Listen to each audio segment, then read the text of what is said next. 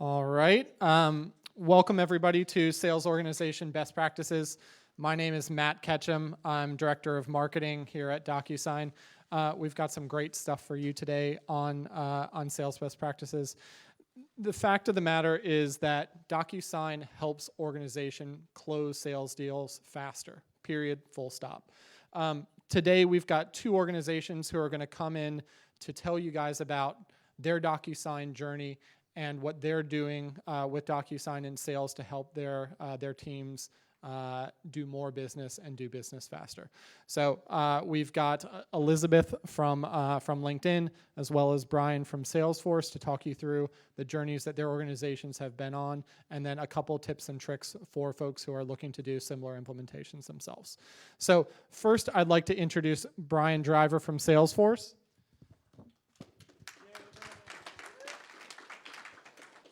Brian is the product manager for e-commerce systems at Salesforce. He's been in enterprise software for 17 years, about that, working in a variety of sales, ops, IT positions, focusing on sales methodology, business process optimization, and agile delivery. So with that, I will hand it over to Brian. Thanks, Matt. So yes, I am the product owner for e-commerce systems. Technically, we call it self-service commerce systems because it includes both DocuSign, which is part of our quoting flow, as well as what we call checkout, which is our e-commerce portal. And we own a few other pieces of that process peripherally related to it. Here's how long I've been in tech. My first job was selling Norton 2K, if anybody remembers that, prior to Y2K. So that was my very first tech job with Symantec. So I was with Symantec as a sales rep for about 6 years and in sales ops for 6 years. So I've got a familiarity with sales process. And for the last 3 years, I've been with Salesforce managing the self-service commerce systems. First things first, if you've ever been to Dreamforce, this is our safe harbor statement. You know it, you love it. You can look it up on our website. Basically, it means that buy Salesforce for the awesome product, not for anything we're going to talk about today in terms of process. And this is all going to be internal process. Although I'm a product owner, I'm in IT. So I build internal tools and process. I don't actually manage any products we sell to customers, but we're more than happy to talk to you about how to implement the things that we're doing today. So before I dive into these numbers, actually, I just should give you a picture of what we use DocuSign for at Salesforce. We use it for sales process, but we also use it for HR. We use it for offer letters. Something like 90% of our offer letters are accepted through DocuSign. We use it for comp plan acceptance in sales. I think 99% of our comp plans are accepted through DocuSign. We use it in real estate. We use it in procurement. We use it in a lot of different areas. So what we're going to be talking about today is really more specifically what we've done in the last year or so to enhance our use of DocuSign, to continue to streamline our processes using DocuSign. So that's what we'll be talking about today. So DocuSign by the numbers. These are specific to DocuSign usage for quotes. So these are our adoption metrics right now. And Americas, we have about 60 some odd percent. APAC and EMEA, a little over 40. LACA and Japan are our biggest issues, our biggest problem areas. And a lot of that is due to, in LACA, issues with Brazil and data residency. And in Japan, a lot of it is the cultural challenges of trying to get e-signature adoption when there's a physical process that's very much embedded in doing business in Japan. So that's something we're definitely investigating options for fixing it. By the way, if anybody in the audience has had success in Japan or Brazil, I would love to talk to you after the session. So yeah, we highlight the issues we have with adoption. And deal size, you can see here the deal size kind of flips the other way. We're doing larger deals through print than through DocuSign. Now that's not necessarily because they need to be done that way. I think a lot of it is just cultural. If you look at this is really interesting. This is a report based on what I consider normalized revenue. So for opportunities between 50 and 250K, we wind up with deals that are closing way quicker on average using DocuSign than through print.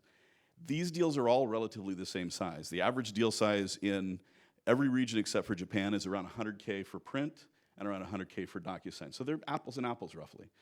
But DocuSign deals are closing well over 100 days quicker on average. Now, is that because it takes 100 days to chase down the signature? No, it's because most likely there's either cultural issues or issues by segment or even by sales rep where reps just aren't taking advantage of all the opportunities available to them that sales automation tools and process give them. So this just highlights the issues we've had. This will be available on the slide deck. Now, one of the things we've done recently to increase our adoption of DocuSign and really streamline the customer process is we've implemented a process in our e-commerce system that allows for us to combine the collection of credit card data with the DocuSign signature process. Today, you can publish a quote through DocuSign, and a customer can log into checkout, which we also own, and accept that quote in DocuSign. The old state was that if the customer had a credit card quote, they needed to provide credit card information, they had to actually call somebody, give them the credit card number the old-fashioned way. They would enter that information into our CyberSource form internally, so we have a fully PCI-compliant solution, but it's not necessarily compliant in the spirit of PCI because somebody's got to transact that phone number over that credit card number over the phone. So what we've done is combined our CyberSource processes whereby the customer themselves can self-service entering the credit card information on a new business quote. And then once they enter that information, CyberSource returns a token that we write down to the quote. Then the customer proceeds to sign with DocuSign. And actually, I'll go back to this because what this has done for us is it's really reduced the risk of PCI issues, you know, an AE writing a credit card number on a Post-it note, for instance. It's probably happened before. And it's also giving us, I think, lower risk in terms of the fact that if you don't publish through DocuSign and you publish a quote just through the normal e-commerce process, the agreement process is just a click-through agreement. It's a checkbox and a button. We don't actually write anything down. We don't gain a signature from that. And it's less defensible if there's a dispute of that contract in court. So DocuSign gives us something that's more defensible. It lowers our risk. It raises our compliance posture. So overall, I think this is going to be a very good solution when it goes live in about maybe a month and a half. So this is something we recently built for the ExactTarget integration. ExactTarget, if you're not familiar with them, they're a marketing cloud company. They do email marketing automation. And a lot of their products are very service-driven. And so they, like something like 40% of their new business quotes go out with services quotes, go out with a statement of work or an SOW. So their old process was that the quote and the statement of work had to be manually combined, manually sent out, you know, a lot of paperwork, a lot of latency and a lot of lag. So what we did was created a very straightforward process whereby the AE can attach the SOW or statement of work to the quote, and then that becomes available in our quote publishing process. Once that's selected, we send the SOW to DocuSign, we embed it in the QLV. When the customer signs it, we get the entire document back, and that's the source of truth, essentially. So we preserve that. We don't have to shuffle paper around. There's a lot less risk, and we do it all through DocuSign. And we return all of that back into our Salesforce org, and it's all written down in our DocuSign integration. So those are the two things that we've worked on recently. And again, what we've gotten from those pieces of work is we've really driven down our risk, but we've driven up our compliance and driven up productivity significantly. So where do we go next, and what do we learn? So our roadmap, complete self-service e-commerce through DocuSign. So a customer who goes to our checkout portal right now to accept a new business quote to activate a trial, they have the click-through process that I touched on earlier. We want to go through DocuSign for everything. So we have a signed document. We have something that is a lot more defensible than just a click-through quote. And it's a smoother customer experience for customers that might transact both new business and add-on quotes, or might transact from one company to another. When they leave one company and have one experience, then they come to another company and have a different experience. So it's a much smoother customer experience overall. Make DocuSign the default quote delivery tool. So this is something we want to do for all quotes, so that when an AE publishes a quote, the only option is DocuSign. They can't print to PDF. They can't send the customer a fax or an email, which is going to generate paper on the back end. And it's, again, streamlining the customer experience and making everything just more consolidated.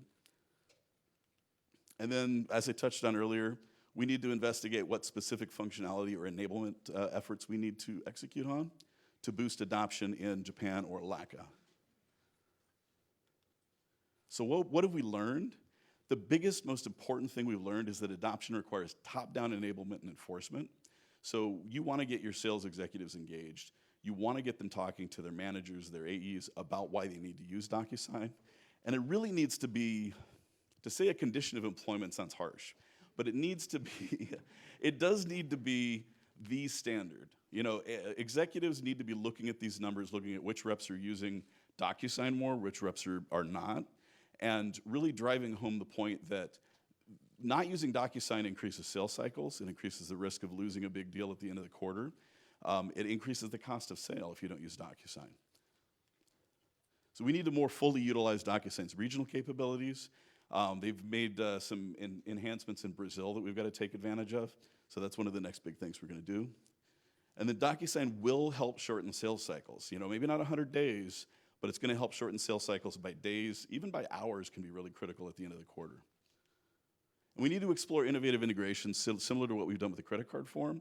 We need to look at things we're doing outside of DocuSign today and how we can combine those into an experience for the customer that is going to make them walk away and feel that this has been, you know, a seamless experience. You know, that we aren't putting them through some sort of jarring transition between one system and another, which right now we kind of have between the different systems and the different processes we have that are customer facing. So that being said, I think I whipped through that. Any questions anybody has? Yes, sir. The integration with the credit card processing, Yeah. is that all done internally because you guys have bazillions of programmers? The integration itself was done internally, but we use Cybersource for our payment authorization. So it's a Cybersource API. It doesn't even transact our systems, but we actually coded the interface and coded the API integrations. And actually, you know what? Should we wait for questions at the end? Okay, go ahead. So talking about the SOW and quote Yes. merging, so is the quote obviously generated from within Salesforce application? Yes. SOW, what was the origin of that? Is that also generated in Salesforce, or is that another application where you had to merge the two documents on its way to DocuSign? Currently, those are manually generated. Our plans, and this is not something our team's working on, but our plans are to utilize our Aptus integration to automate the creation of statements of work through like special terms and things like that. So we use Aptus for our quoting as well as for our agreements. So that's another area where we can explore how to utilize these two different vendors' processes and tools to create a more seamless experience. If I could follow on. Sure. So I saw the PDF look like it was an attachment to the opportunity. Yes. In your screenshot. So basically you're taking that attachment, taking the generated quote with Salesforce, merging them, and then sending it through to DocuSign, putting it in the DocuSign envelope. That's correct, and the document we get back from DocuSign once it's signed is the entire document with the SOW as an addendum. So it's not two attachments; it's one single one. That was quite a bit of custom API work that we did. So anybody who'd like to know how we did it, I can introduce you to our devs. Yes, ma'am. First, I have to say I loved your quote about DocuSign being a condition of employment because I'm trying to get my salespeople to use DocuSign for Salesforce all the time. So with that said, do you have any additional insight as to how you actually drove additional adoption for having them use that system? That's the challenge we're facing right now. We currently give AEs the option to print to PDF without any conditions whatsoever. We have no thresholds around that or anything. So our revenue ops VP, who's probably our biggest sponsor in the executive suite, her name's Meredith Schmidt. She has mandated that we switch over to DocuSign for everything. And if for some reason a customer has a compelling need to print to PDF, they utilize DocuSign's capabilities and just deal with the watermark. You know, we have some corner cases where we might have, you know, competitors of DocuSign or business partners. We do business with them, even though we love DocuSign, that might not want that watermark. And frankly, you know, we have mechanisms, you know, and workarounds for that. So that's the plan going forward. In the next 6 months, we want to eliminate all PDF publishing altogether. Great. All right. Thanks.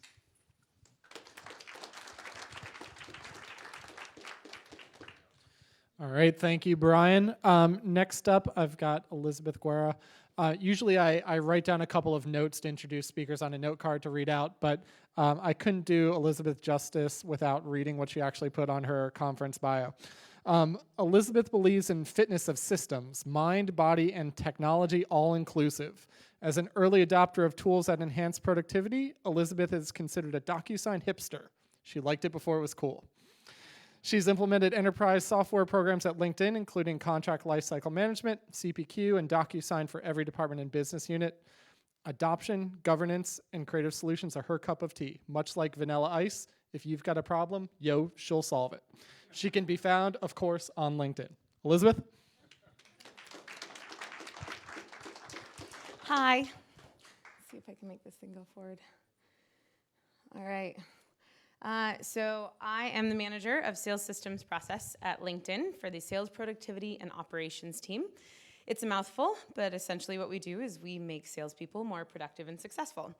We have a federated IT model, so our systems groups roll up underneath function. So I literally work for salespeople. It's rough, I'm not gonna lie. So a little bit about LinkedIn. So for those of you who don't know what LinkedIn is, we are the world's largest professional network, adding approximately 2 members per second. In fact, some of you might have just added it to your iPhones, and if you need your first connection, you can find me at the back. That's the wrong direction. There we go. Our mission is to create economic opportunity for every professional in the world. And we do that by hitting 90% of Fortune 100 companies as customers. We have over 7 million company pages where companies brand and manage themselves through our platform, as well as over 400 million members. We also have this super powerful revenue generation engine, basically punctuated with 3 core verticals, which are hiring, marketing, and selling. And recently we've added Linda and Elevate to those. Elevate was homegrown, and Linda has been acquired. So in talent solutions, we're disrupting the talent acquisition industry. We have all of these different teams that actually operate entirely separately, and that's kind of why I'm going to go into these. The talent solutions team provides things from our recruiter tool to job slots and mobilizing that super powerful thing that is the internal referral. Our marketers love us. We have been touted to have the most affluent and educated audience base in the world. And it's not just because it's a whole bunch of white-collar professionals, but because our members also have massive amounts of influence within their industry, as well as their organization. So you can target someone in a region with a certain seniority and a certain role and give them your crafted message, and that's exceptionally powerful. We also have our sales solutions business, which is taking the vision of turning the cold call, which I'm sure all of your salespeople hate, into a warm introduction through the power of their network by being able to share value and really understand who they're connected to. It's probably connected to someone who can help them get that sale. And as I mentioned, we have just recently acquired Linda, so we're elevating professionals' knowledge base and also allowing employers to give amazing content to their employees to help elevate their talent pool within. And we have our newest, most nascent business, which is Elevate. It's an employee activation tool, which enables companies to provide curated content to help encourage employees to find their voice, but still speak to the company narrative. Okay, so in 2009, when I started at LinkedIn, we actually had 2 of those. We had talent and media. We had exceptionally disparate business processes and exceptionally ridiculous tools that we were using.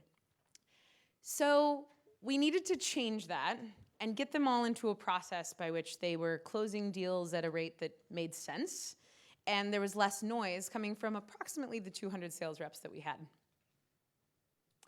So I'm going to tell you a little bit of a story, and some of you may watch CBS's Scorpion. Anyone? Raise of hands. All right. So Scorpion is a team of geniuses with massive IQ that solve some really intense problems. Well, what you might not know is Walter O'Brien, real guy. He actually is a certified genius, and he has a team called Scorpion Computer Systems. But he also has a forward-facing or public-facing group called Concierge Up.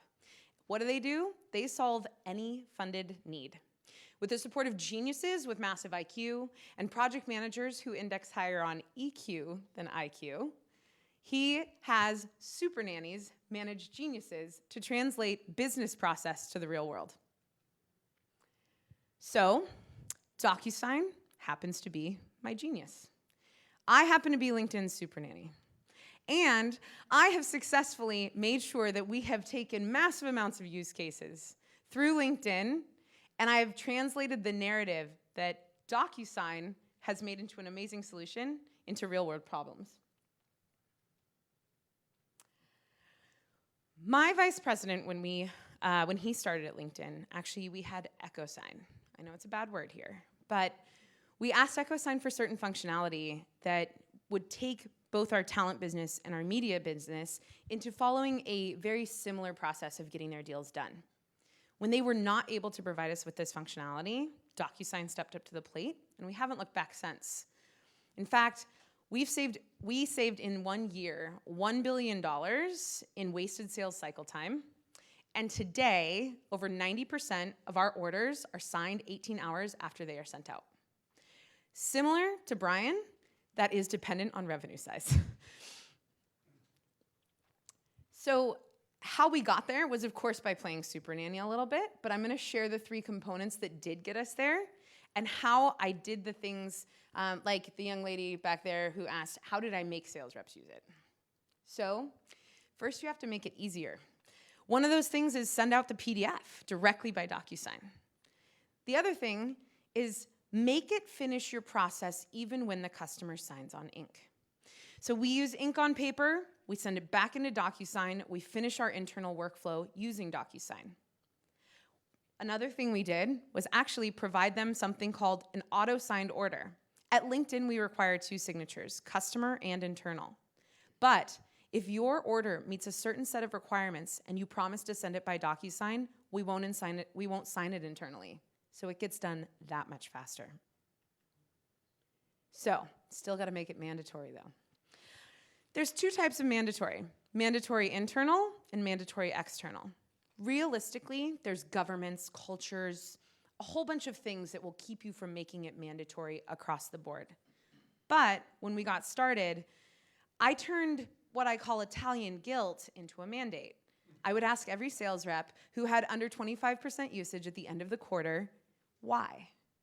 And it turns out they didn't really have a good reason, so I guilted them into using it.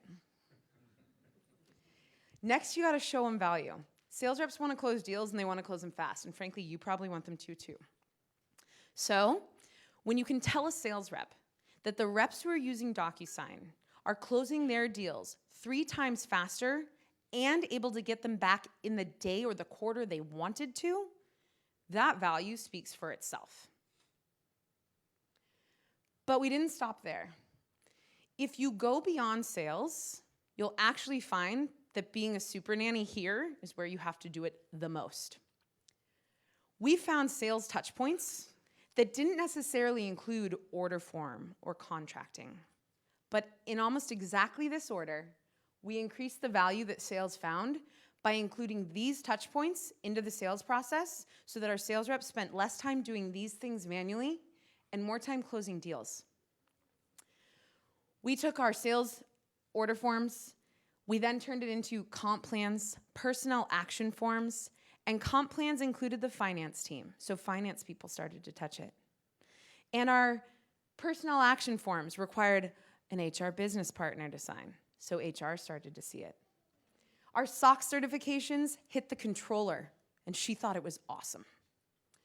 Our NDAs worked for legal and for marketing and for anyone else who we didn't want to talk about our stuff.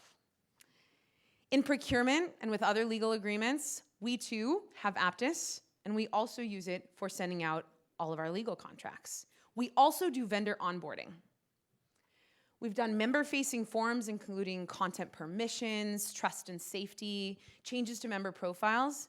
And so now, everyone at the company who started touching it because sales did wanted to continue to touch it. My mandate was pretty clear. I don't know if any of you know Brian Frank, but he's very clear with everything. He said, go find people who want to use DocuSign and you put it in their process. And some of you may know the quote from Henry Ford. You ask your customer what they want and they'll tell you a faster horse. So when wants don't meet needs, You find the things that you can manage, and you take those things and you use some of the out-of-box functionality, and the more people that touch it, the more the envelope count increases. And then the more the envelope count increases, the more people touch it. So funded needs did not need to be something I sought out. They started to come to me. In fact, our member-facing forms team had 24 specific forms that we migrated into Power Forms, and we integrated using email to case to the customer success tool. Today, approximately 4,000 envelopes per use case per year are managed through that process. She found out about it by using an NDA, which she found on our intranet. She went on, clicked a link, put in her vendor's name, shot it off to them, got it back in 5 minutes, called legal and asked if they needed a copy of it, and they said no, because they already had one. You can see why she wanted to do it the easy way. So how do you keep up the momentum? Totally cliche, please enjoy it.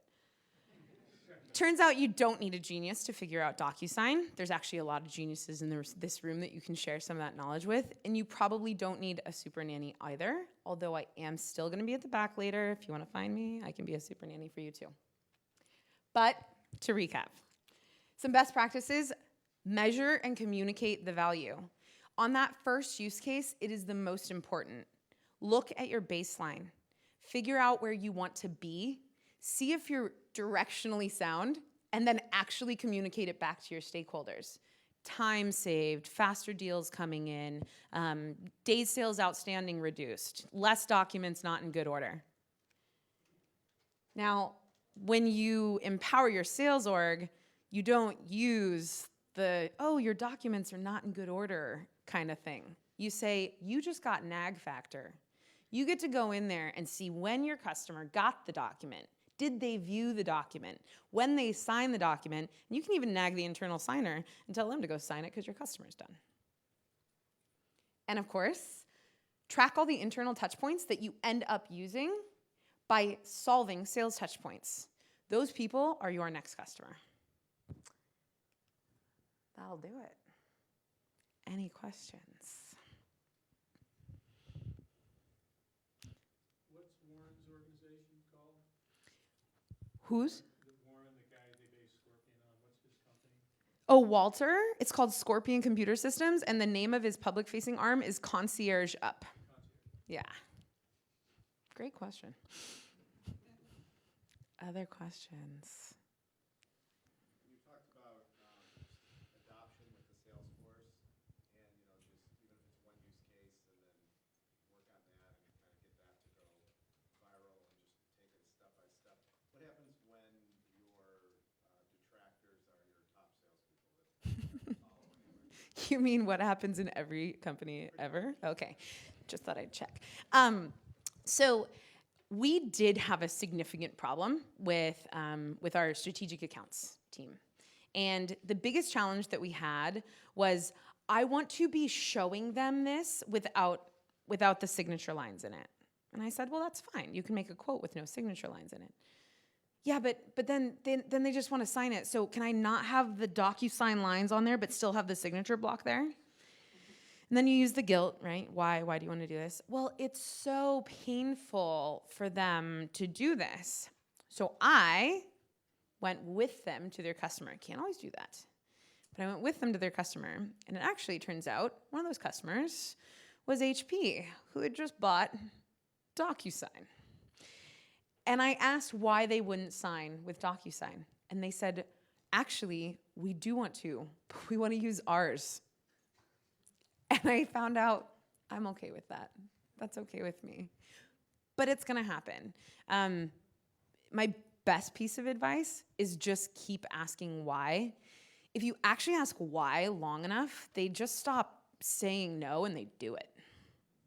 Works out pretty well. Can I ask you a question on the signing on ink? You said that you sort of complete that through the DocuSign process. Yes.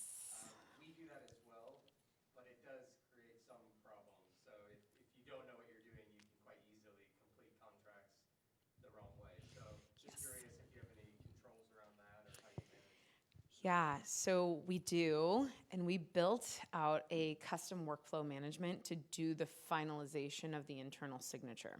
So the customer will get the order form and they will print it.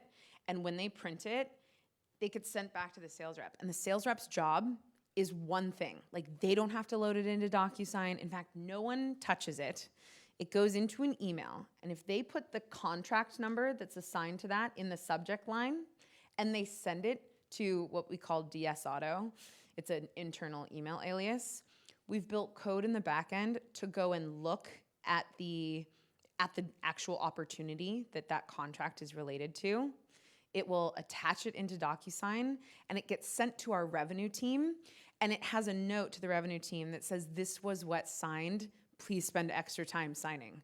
So like, we tell the revenue team, right? So, I mean, we kind of pass the buck a little bit, but they'll do it. So, so they actually spend extra time because it was a wet signature. Like, we call out in big red text, hey, this was wet signed. Do double checks on things like customer filled in fields.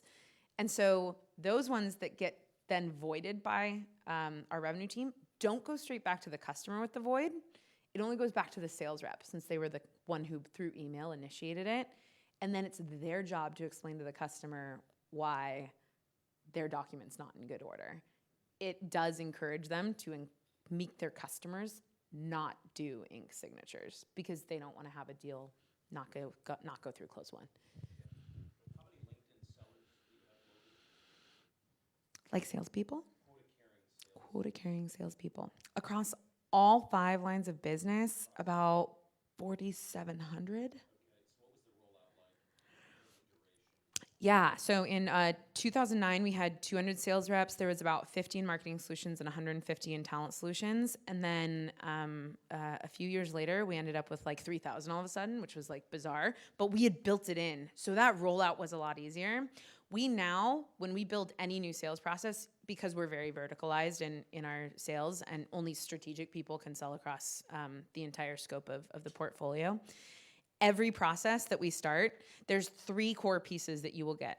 You get our standard opportunity process, you get our standard signature process, and you get our standard renewal process. So even when a new business line spins up, like Elevate did, we basically gave them this, prepackaged, here's an opportunity signature and renewal process. Now what do you want? So no one can not use it, and that's part of the make it mandatory. Absolutely. Sure. You mentioned some of the other groups that, as they started, everyone's basically now using it. But I presume many of those groups weren't a Salesforce user.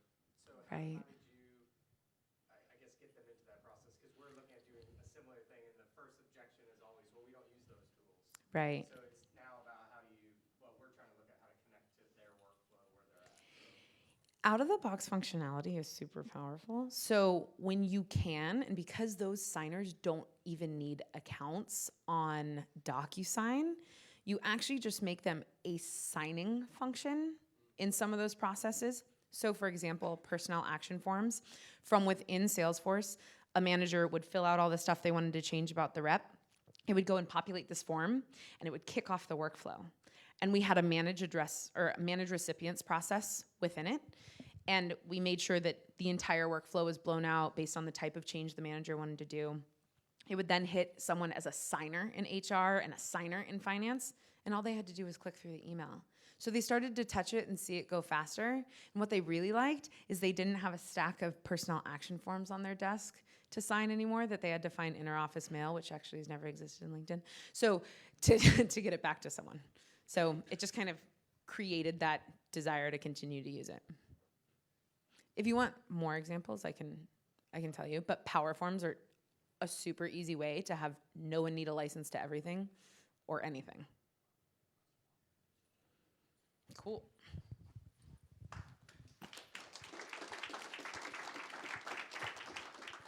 Elizabeth and Brian, I'm actually going to ask you to come back up here for just a couple more questions because we do have a little bit more time, and then we can wrap it up.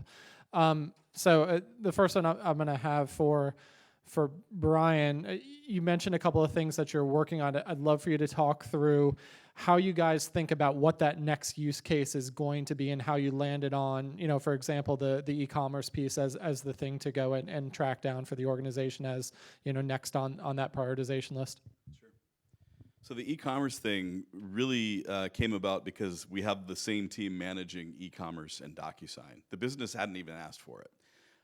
Once we started talking with the business about the risks we were facing going through the click-through process, the non-DocuSign process, which does allow for capture of credit card, versus going through DocuSign, which did not, and we explained to them, if we put a little bit of effort in here, I think it took like 4 sprints, we can actually mitigate all of that risk and give AEs even more reason to publish through DocuSign since they don't have to touch the credit card. And it made total sense. Light bulbs went off.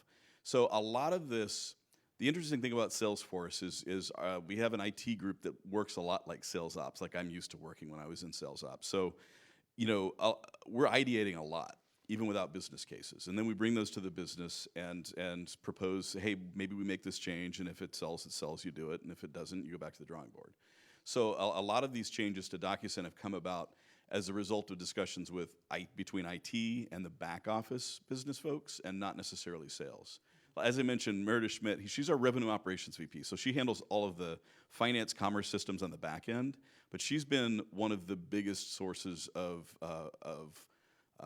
enhancements and requests for our DocuSign backlog in the whole company. And she's completely separated from the frontline sales process. Thank you. And Elizabeth, along similar lines, you listed an impressive list of use cases that you guys have gone through and implemented. I'd be interested to know how you guys chose each of those to go and work on. I understand you've got folks knocking on your door to say, we want this, but you've got limited resources to go and deploy. How do you decide what's the next thing to go and tackle? As a project manager through and through, we ask them first what their measures of success are. And we want to understand the use case. So what's your business problem? What's the business case? What are the measures of success going to be? And my favorite question, when do you want to go live? Which is always yesterday. So when we look through those and we kind of stack rank them, we look at impact. And when we first started, we actually looked at impact based on who else it would touch who wasn't already touching DocuSign. So someone who may have an impact that was, we're going to save 3 minutes per customer success rep. Well, those were going to touch members, which is valuable, exceptionally valuable.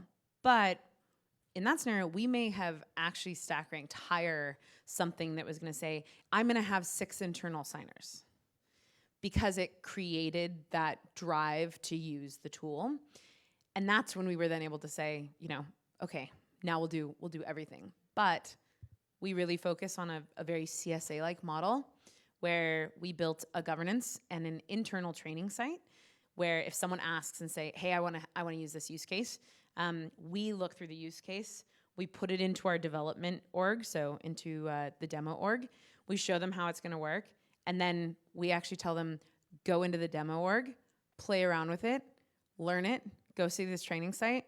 Once you're fully ready, we'll do one test and we'll dump it into production. So I've gotten out of the business of building new use cases, and the only time I get exceptionally involved is when it turns into a potential integration use case. All right, thank you. To kind of wrap things up with you guys, I'd love for you to give, if you had one thought to leave the assembled group with in terms of how they should be thinking about their DocuSign journey and what they should be doing next, what would it be? And I'll start with you, Elizabeth. I would have to say, as far as sales goes,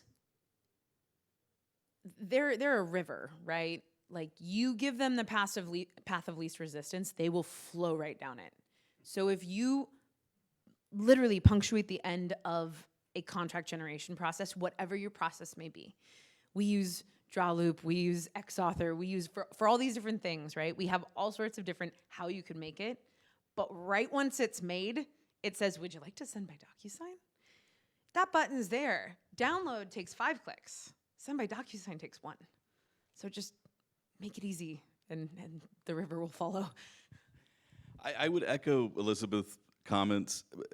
The challenge we've had is that DocuSign came in quite late, you know, in our maturity, you know, in our corporate history, and you know what you've spoken to about the more strategic AEs being a bit more reluctant. We've run into a lot of that friction and resistance. So the suggestion I would have, as I touched on earlier, executive sponsorship and engagement frequently, often, aggressively, is really, really important to any tools adoption or processes adoption.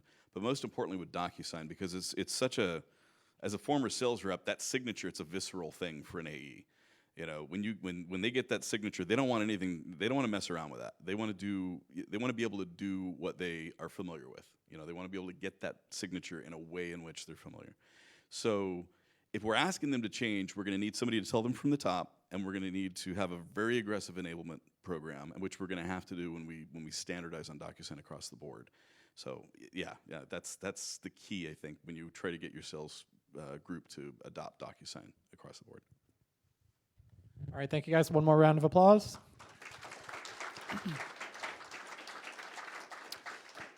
So thank you guys for coming out for the session. One last thing that I'm going to ask you to do, if you've got the mobile app on your phones, go and fill out your ratings for this session. We want to know what we're doing, what we can do to do better, what we did do well that you'd want us to go and repeat. So we do read those. We do want your feedback. My boss is going to read those. I want a good review.